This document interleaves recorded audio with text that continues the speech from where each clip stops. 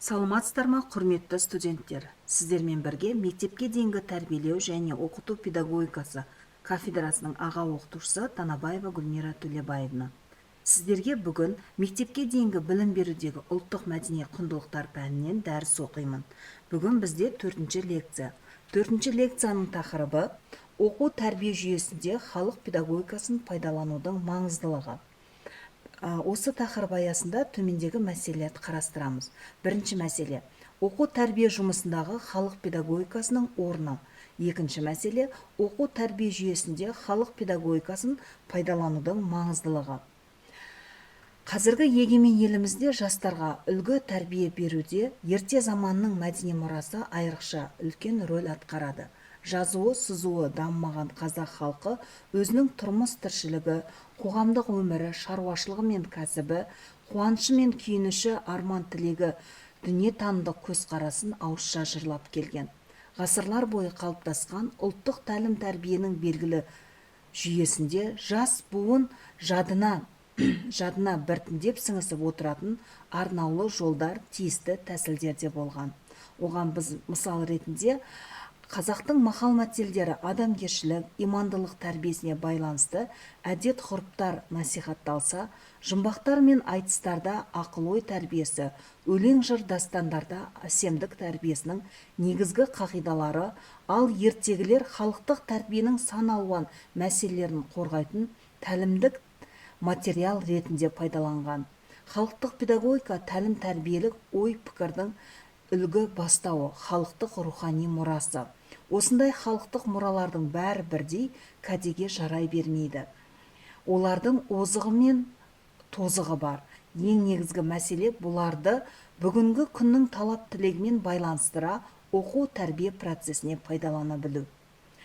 Қазақ халқының тәлімдік мәні зор ой толғаныстары бесік жыр мен батырлық эпостарда, ертегілер мен аңыздарда, шешендік сөздер мен айтыс термелерде, мақал-мәтелдерде кездеседі. Мұндағы ұрпақ тәрбиесінің негізгі түйіні адамгершілік, имандылық, ақыл-ой, еңбек, эстетика, дене және отбасы.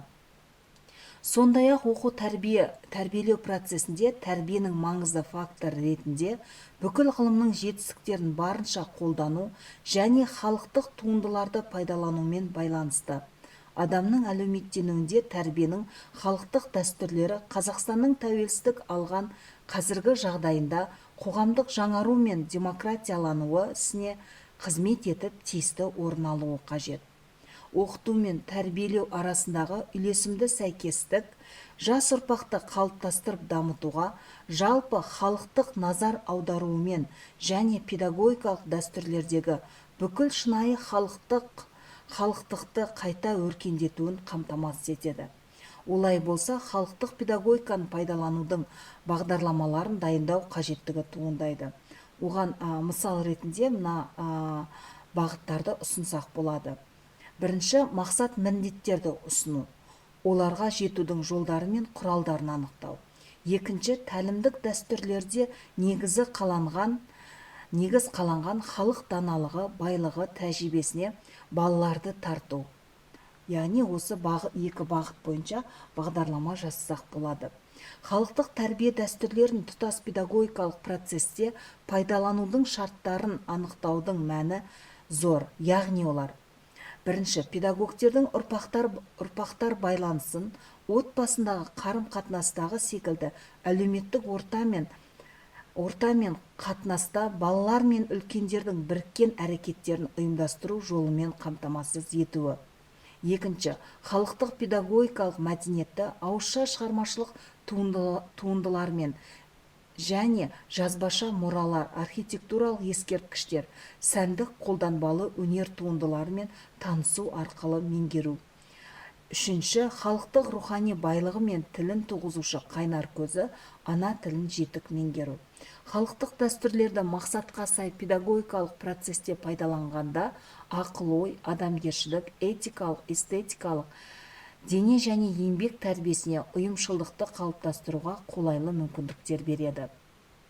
Сондықтан да балалар мен жастар тәрбиесін басқаруда халық педагогикасының озық идеялары мен тәжірибесін қолдану принциптерін есепке алып жүзеге асырылуы қажет. Бірінші, ұмытылған педагогикалық озық дәстүрлерді қазіргі жағдайдағы жаңадан қалыптасып жатқан дәстүрлермен ұштастыру. Екінші, қоғамдық тарихи тәжірибе, халық даналығымен бірлесе сабақтастығын балалардың отбасы тәрбиесінде қамтамасыз ету. Үшінші, балаларды алдыңғы қатардағы дәстүрлерге және олардың белсенді қызметіне тарту. Төртінші, балаларды халық педагогикасының құралдарымен тәрбиелеудің мақсаты, міндеттерін, мазмұны мен әдістерін нақтылау және ғылыми негіздеу. Жыраулар мен ақындардың, ұлы данышпандар мен батырлардың, ел басшылардың шығарған мақал мәтелдері жөнінде тәрбие сағаттарын, мерейтойға арналған әдеби кештерінде монтаждап бала тәрбиесінде пайдалануға болады. Яғни ұлттық құндылықтарымызды дәріптеуде. Сондай-ақ оқу тәрбиелеу процесінде тәрбиенің маңызды факторлары ретінде бүкіл ғылымның жетістігін барынша қолдану және халықты пайдаланумен байланысты. Адамның әлеуметтенуінде тәрбиенің халықтық дәстүрлері Қазақстанның тәуелсіздік алған қазіргі жағдайында қоғамдық жаңару мен демократиялану ісіне қызмет етіп тиісті орын алуы қажет. Оқыту мен тәрбиелеу арасындағы үйлесімді сәйкестікті жасасып, ұрпақты қалыптастырып дамытуға жалпы халықтық назарын аударумен бірге және педагогикалық дәстүрлердегі бүкіл шынайы халықтықты қайта өркендетуін қамтамасыз етеді. Қоғамдық рухани мәдениетте тәрбиелеудің таусылмас идеясы мен тәжірибесін сақтаушы халықтың педагогикалық зердесі жасампаздық рөл атқарады. Енді тәрбиелік іс-шараларды халық педагогикасымен қолданудың маңыздылығына тоқталар болсақ. Қазақстан Республикасының білім беру туралы заңында қазақ халқының мәдениеті мен дәстүр салтын оқып үйрену үшін жағдайлар жасау керек деп көрсетілген. Сондықтан да оны ғылыми негізде пайдалану және даму жолдарын іздестіру көкейкесті мәселелердің бірі.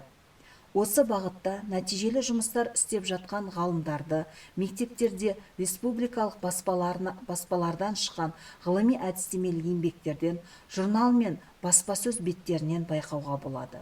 Қазақ педагогика тәжірибесі орнымен жете ұғынып пайдаланылған салт, дәстүр, педагогикалық идеялар зор тәрбиелік әсер беретініне көз жеткізуде. Қазақ халқының ерте кезден тұрмыс тіршілігінде елеулі орын алған бұйымдарды торсық, қамшы, жағылан, камзол, бөрік, аң терілерінде ұлттық құндылықтарды дәріптеуде оқу барысында, тәрбие барысында пайдалансақ болады. Қазақтың қол өнері арқылы балаларға тәрбие беруде үлкен рөл атқарады.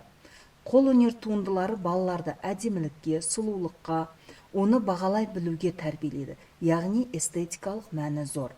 Балалардың ұлттық құндылықтары қалыптасады, дүние танымдары кеңейеді. Ата-бабаларымыздың ой қиялы терең, өте дана және ғылыми деңгейі жоғары болғанын ұғады. Қазақ халқының қол өнері, қол еңбек әрқашанда жоғары бағаланады. Қол өнер біздің рухани байлығымыз, мәдениетіміз, салт дәстүріміз. Қол өнер бірнеше ғылымдардың дамуынан пайда болған өнер туындылары. Қазір республикамызда халқымызда ұлттық мәдениетін, өнерін, тілін, салт дәстүрін дамыту мәселесі алдыңғы орынға қойылып отыр. Осыған орай ұлттық мәдениеттің бір бөлшегі қол өнер. Қол өнерді мектепте оқытып және балабақшада дәріптеу өте ұтымды болар еді. Қорыта айтқанда, халықтық тәрбие мен білім ол ұлттың ұлт болып қалыптасуымен бірге дамып келе жатқан көне тарихи жүйеге жататын кімге болса да аян. Халқымыздың ұлттық педагогикасының ұрпақ тәрбиесінде алатын орны ерекше. Ерекшелігі сол, жас жеткіншектерді есті, адал, еңбекқор, парасатты болсын деген үмітпен ата-баба тәлім тәрбиесін әрқашан мұра тұтып келген және оны талап етіп отырған. Ұрпағын жаман әдеттерден жиендіріп, жақсылыққа жетелеп, өсиет сөздерін күнделікті бойына ұялатып отырған. Әр халықтың өзінің жас ұрпағын қайырымды, адал, үлкенді құрметтейтін әділ, ержүрек, ізгі ниетті, ар-ожданы мол болып өссін деп армандайды. бұл мәселені өзінің тұрмыс салтына байланысты шешіп отырады. Ол үшін ғасырлар бойы қолданып, сұрыпталып, өмір тәжірибесінен сыннан өткен салт дәстүрлерді, педагогикалық әдіс тәсілдерді пайдаланып келеді. Ұрпақ тәрбиесінде халықтық педагогиканың орны орасан. Халық педагогикасы қазақ халқының ұлттық тәжірибелері мен тағылымдамаларының мол қазынасы. Сондықтан да балалардың ой өрісін, биік адамгершілік тұлғасын қалыптастыруға көп көмегін тигізеді. Ұмыт қалған салт дәстүр, халқымызға тән ұлттық асыл қасиеттеріміз қайта жаңғырып жатқан уақытта осы мұраларды педагогикамен ұштастыру басты мақсат. Халықтық тәлім тәрбиенің басты ерекшелігі өмірмен тығыз байланыстылығында, яғни балалармен өмірмен тығыз байланыстырып ұсынуымыз қажет. Қорыта айтқанда, негізгі мақсат тәрбиенің ұлттық жаңа үлгісін жасау және әдістемелік жұмыстарды жетілдіру болып табылады. Осы тақырып аясында мына ұсынып отырған әдебиеттерді пайдалана аласыздар. Назар бөліп тыңдағандарыңызға рахмет.